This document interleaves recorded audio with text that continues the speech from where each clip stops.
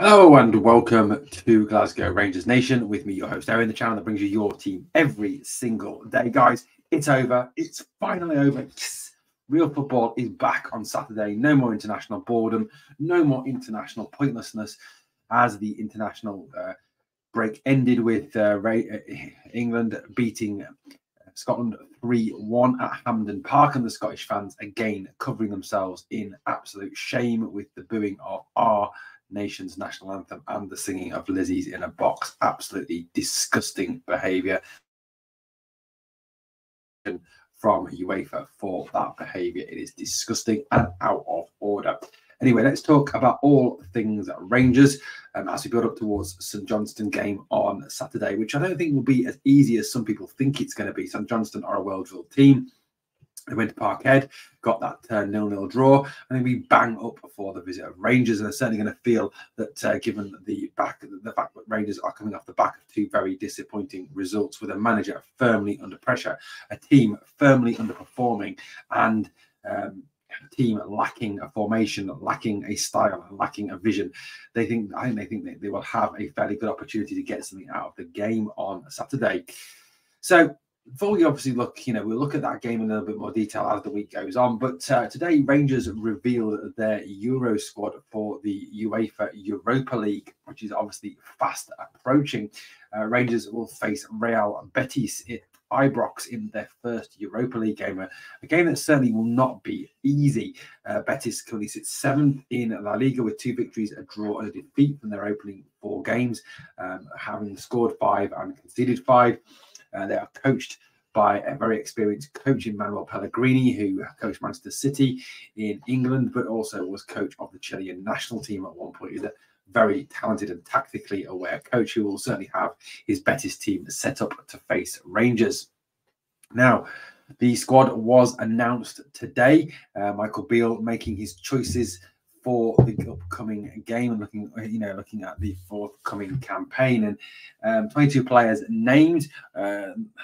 Interesting selections, certainly some very interesting selections made. Before we talk about some of those selections, let's just run through that squad.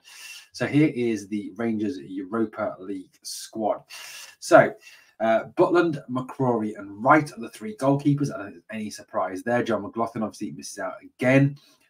But I think the right decisions made there. 3 best keepers at the club currently. Midfield defence of Tavernier, Suter, Goldston, Sterling, Davis, and Barisic.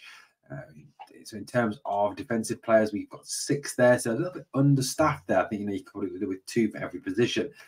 You got a midfield of Lundstrom, Jack, Cifuentes, Raskin. Obviously in there as well, Dessers, Lawrence, Cantwell, Lammers, Matondo, Seema, Scott Wright, Kemar Roof, and Danilo. So that is your Rangers Europa League squad. Now, automatically, there are certain names that jump out of that page.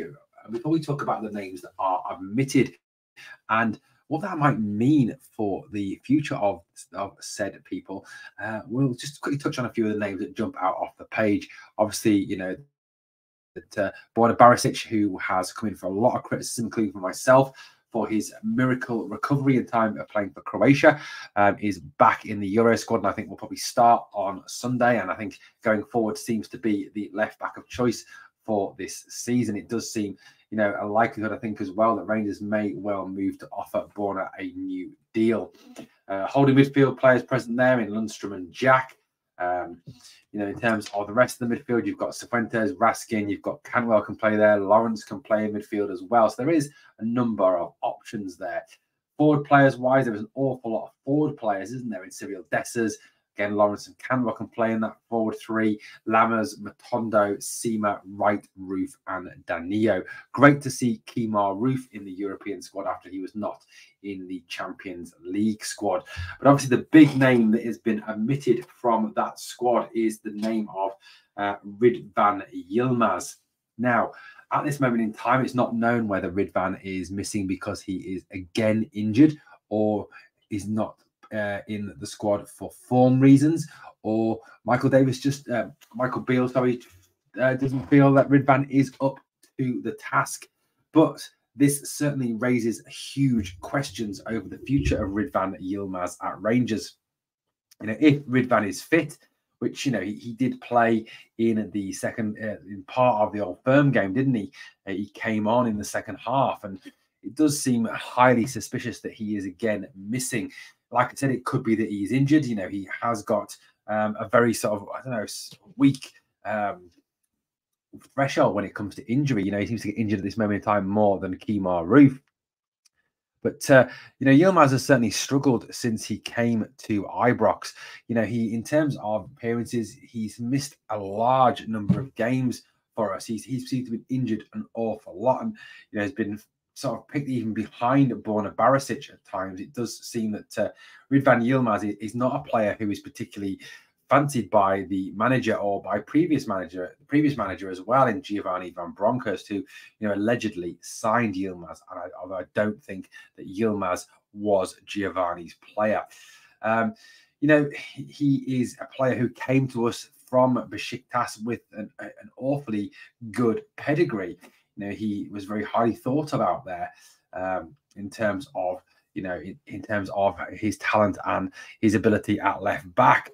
He's made 16 appearances in total for Rangers, and last season in 9, this season so far only the 1. And it does seem that he has really struggled to adapt to Scottish football. Many have indicated that perhaps Ridvan cannot cope with the physicality of Scottish football, and in terms of him going forward, that perhaps he does not have a future at Rangers. That maybe this is the end of his time at the club.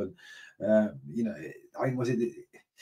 Transfer window in Turkey, I think, doesn't close till the 15th. And there was talk of him supposedly heading out on loan to Besiktas, the club that he came from. And I think there could be a real possibility that even may be considered now, especially since Borna Barisic is still at the club. He didn't make that move to Dinamo Zagreb, as that was obviously, that was put down.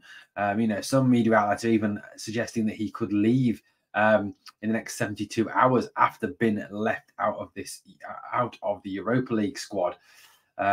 He's only had 25 minutes of action this season, and he's really struggled in terms of holding down that left back slot. Many people have said that he needs a run of games, that give the lad a run of games and he'll come good. But it appears that successive managers now have thought that he's perhaps not up to it. Is it the physicality? Is it his injuries? I don't know what it is, but it just seems that he is now firmly, second to Borna Barisic in terms of playing in that left back slot. Even Dujon Sterling was allegedly picked ahead of him for the Old Firm game. So what is the future for Ridvan Yilmaz? If it is that Turkish teams can still move for him, is there a real possibility that he could well be on his way? That is a real possibility now. It does seem a bit of a surprise that he's not been included. In terms of that left back slot, he is very good going forward. He is a better defender than Borna Barisic. But look, it does seem now for me that Ridvan, if he isn't injured, then that's the big thing. Is he actually injured again? But even if even if he is, the admission is down to injury. You've got to start to ask questions about him. He's missed so much football since he signed for us, and all that money we spent on him, when arguably we didn't need a left back, he's looking not particularly clever. But look, I think in terms of the left back slot, it isn't looking particularly clever anyway for the future.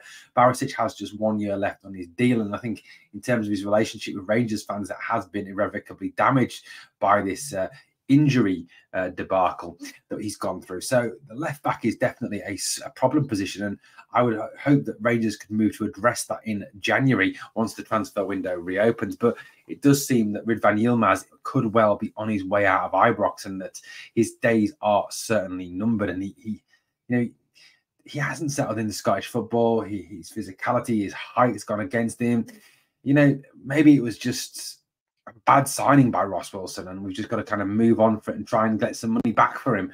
I'm sure, in terms of Besiktas and Fenerbahce and Galatasaray, there are Turkish clubs that are be more than willing to pay some cash for him. Guys, I'd love to know what you think of the omission of Ridvan Yilmaz. Well, the other omission, obviously, was the omission of Kieran Dowell. Now, Dowell has not been omitted for any other reason than he is not fit. Now, Dowell had a knee knock, was the exact phrase that was used, and missed out, in the last couple of games. It does seem that the injury curse that has blighted Kieran Dowell's career has returned to haunt him at Rangers as he misses out yet again due to injury. It was called a minor knock that he would be back from sooner rather than later, but it seems this minor knock has developed into something a bit more serious, given that length of time that he is now missing from. Kieran Dowell missed virtually all of last season with an ACL injury. And, certainly it is to be hoped that it isn't a reoccurrence of any of those, so that injury, or that he hasn't suffered some knee damage that will hold him out for any length of time. He is injured. That is the truth. But, it was said that it was a slight problem. It wasn't a major issue. And it now appears that it is a bigger issue. Michael Beale did say before the PSV game that he missed that Kieran Dowell is the only one missing with a slight problem with his knee. It's not a big problem. This match is just too soon for him. But then he missed out on the Celtic game because of injury. It now appears that he's out of the Euro squad because of injury, that he won't play against St Johnstone because of injury. So maybe this injury is more serious than we first thought. Certainly worrying times when it comes to Kieran Dowell. Like I said, he's a very promising player, a very talented player, and his career has been blighted by injuries, and we've got to hope that this is not a return of that horrible injury curse. Anyway, in some positive news for Rangers, as regards one of our most talented up-and-coming players, Bailey Rice. Fabrizio Romano, so it's got to be true if Fabrizio saying it. Rangers FC announced that Bailey Rice has signed a contract extension at the club until May 2026. Many clubs showed interest, but the highly rated 16-year-old decided to stay. And certainly clubs from England have been sniffing around Bailey Rice after some very impressive performances by the 16-year-old. Bailey is just different class, isn't he? I really do rate Bailey very, very highly. I think he is exceptionally talented. And for me, it's a shame that Bailey hasn't had more of a look in with the first team. You look south of the border and you look at the likes of, when Job and Jude Bellingham burst through into their respective teams. When, Wayne Rooney at 16 made his debut and scored against Arsenal. When Phil Foden burst into the Manchester City team.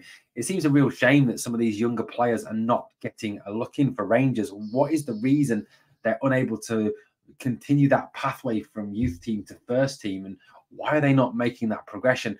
Bailey, I think obviously it's still very early days. He is only 16 years old, but, you've got to think of the likes of Alex Lowry, Adam Devine, and so on.